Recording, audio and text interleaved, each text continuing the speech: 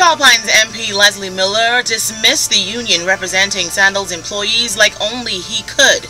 A new report revealed that the Bahamas government lost millions of dollars in tax revenue, and the Bahamas wins an Olympic gold. We've got those stories and others. I'm your host, Krishna Virgil, and this is the Tribune's Top 5.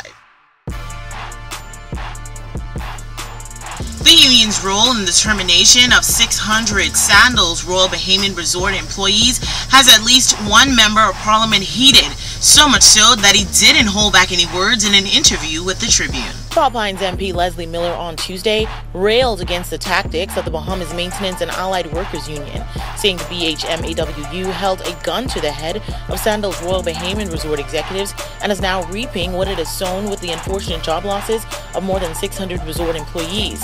During an impassioned interview, Mr. Miller said despite the calls for the Christie administration to intervene on behalf of the redundant workers, there's not one damn thing the government can do as the resort is privately owned. In a word of advice to the union and those who believe they are free to do as they please under private ownership, the former cabinet minister said they should all, quote, carry their ass and work someplace else if they are not pleased with the way the resort owner Gordon Butch Stewart runs his business.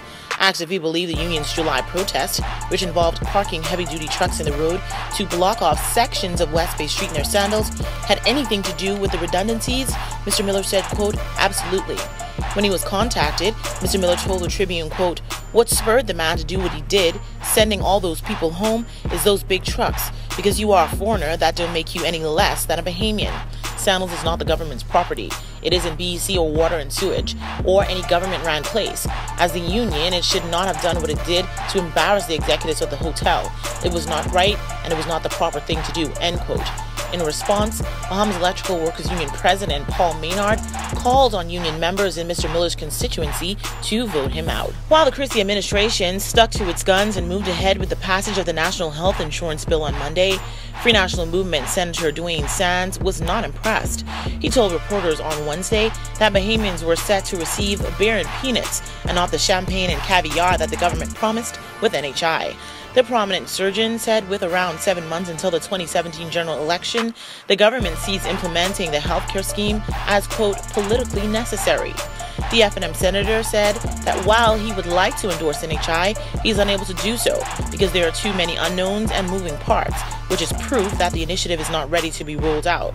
The Tribune asked Dr. Sands whether he agreed with Prime Minister Perry Christie's revelation on Monday that he was pushing to have the first phase of NHI implemented by the end of the year or in January 2017. A new economic impacts report has revealed that the government lost an estimated $315 million in tax revenue due to Bahamas' inability to open its doors. The report estimates that the government lost the $315 million in tax revenue from the resort's repeated opening delays and the court-appointed receivership process. Of this figure, the government has lost an estimated $25 million in stamp conveyance at a rate of 10%, more than $30 million in casino taxes on winnings, $60 million in business license fees, $33 million in National Insurance Board contributions, $13 million in departure tax, $114 million in import duty, and $81 million in occupancy tax and value-added tax, among other things. The report also estimates that $451 million in wages and salaries for direct and indirect workers has been lost, as well as $48 million in government utility payments and a gross domestic product of $1.9 million. The report also noted that more than 2,000 direct jobs were lost in 2015 due to the resort being placed into provisional liquidation and later receivership, adding that the employment impact from the project, once completed and fully operational, is uncertain given slower ramp-up resulting from delays and reputational damage. According to the document, the resort was expected to create more than 9,000 jobs, with 3,000 jobs being direct employment at the property. The study also revealed that an estimated 800,000 stopover visitors have been lost due to the resort's opening delays, with each visitor expected to spend $576 per day. The report also took into account estimated losses over an 18-month period. On Monday, 600 workers were terminated from Sandals Royal Bahamian Resort, and Labor Minister Shane Gibson said his ministry was given very little notice by Sandals of his decision. This drew criticism from the Free National Movement and its shadow labor minister, Long Island MP Loretta Butler Turner. She questioned whether the Christie administration was content in accepting the termination of more than 600 Sandals Royal Bahamian Resort employees, as she blamed the government's incompetence for the country's unemployment issues. Mrs. Butler Turner also castigated Tall Pines MP Leslie Miller over his comments to the Tribune on Tuesday when he said that the union representing the redundant workers should carry their ass. She said this abusive language should be condemned by Prime Minister Perry Christie. The Shadow Minister of Labor also accused Mr. Christie of showing utter disregard for the employees and their families because he has remained silent on the matter. She said this situation, coupled with the belligerent and incompetent manner in which the unopened Bahama resort was handled, is proof that the government has little respect or regard for Bahamian workers or the well-being of their families. However, Labor Minister Shane Gibson said she and her party were attempting to exploit the situation.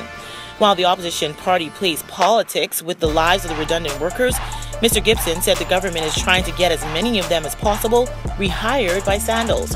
During an interview with the Tribune on Thursday, Mr. Gibson called the situation unfortunate as an industrial agreement was not in place at the time of the redundancies. Asked to respond to criticism that the Christie administration was blindsided by Sandals' decision, the minister said there were labor laws in place and the government could not start a precedent of dictating to private sector business owners how to conduct their affairs. The Bahamas has got gold thanks to our girl Shawnee Miller, who beat out American Allison Felix in the 400-meter race. Bahamian Olympian Shawnee Miller said the dive across the finish line at the Olympic Stadium was worth the gold she will receive for the Bahamian people. Miller, 22, emerged as the 2016 Olympic Games women's 400-meter champion on Monday night, clocking a personal best of 49.44 seconds to hold off a late surge by American Allison Felix in the epic rematch between the two gladiators on the world's biggest stage. Felix was hoping for her second straight major victory over Miller, but it was not meant to be. In similar fashion to last year, when Felix pulled away and snatched the gold at the 2015 IAAF World Championships in Beijing, China, Miller duplicated the feat, turning the tables on Felix, who didn't have enough real estate and had to settle for the silver in a season's best of 49.51. And in a rematch of last year's final, Jamaican Shericka Jackson picked up another bronze in 49.85. The only difference was the two medals switched places at the top, and Miller used her 6'1" frame to return the favor to Felix. Want to get in on the discussion? Well, here's how you can.